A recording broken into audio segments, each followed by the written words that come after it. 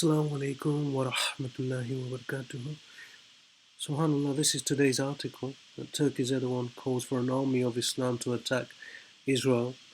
Um, we've always maintained that he will be the face, the poster child, as it were, and he's been groomed, psychologically profiled in the mind, hearts of the Islamic world to lead us into war, and that he would be the individual who has been groomed by the darker forces, the shayateen in Sinjin, to take the Arabic-speaking world into war with Israel, and this is exactly what we have discussed. We'd certainly cherry-picked him as the individual that's been selected for this particular cause, which in turn will result in Constantinople being occupied by the NATO forces because of their uh, um, obligation to protect Israel, and Turkey being attacked because of it.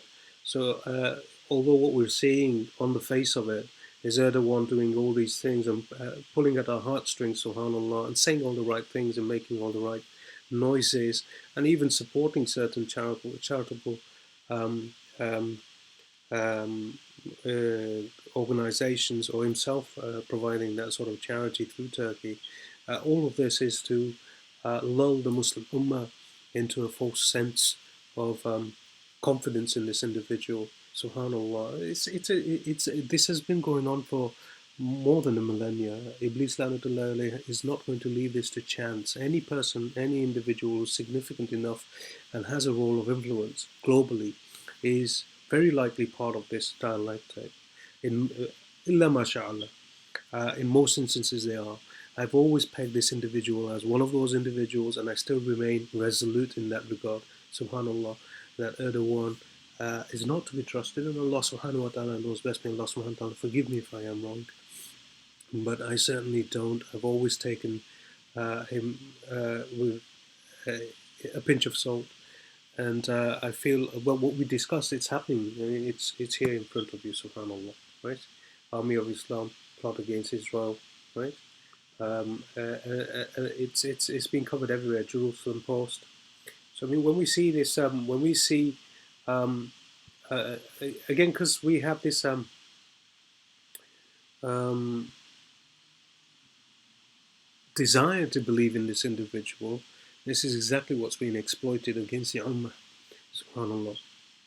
And like I said, it's just to neutralize the remaining threat that surrounds Israel.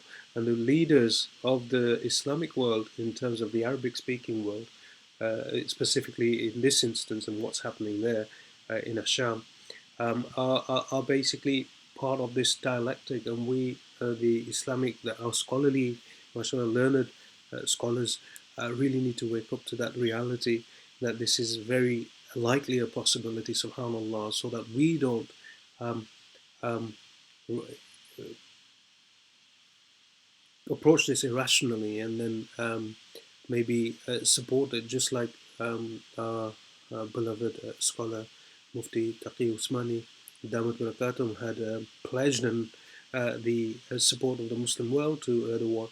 It's something that you've seen as it's unfold has certainly an aura of suspicion around the whole arrangement. Again, I've always urged caution, or continue to urge caution to our beloved ulama ikram to be very careful as we approach this. It's certainly a time of huge confusion, subhanallah. And my position still remains the same. What we discussed and what we have said is exactly what's coming to fruition. And this individual has been set up to be the steward of the Islamic world, and then draw us into a war which is going to essentially be a bloodbath, to neutralize the threat of the surrounding Islamic states.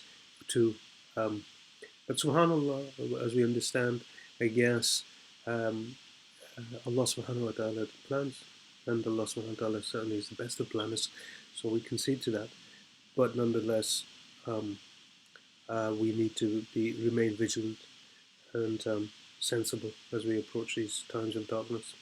Jazakallahu khairan wa assalamu alaikum wa rahmatullahi wa barakatuh.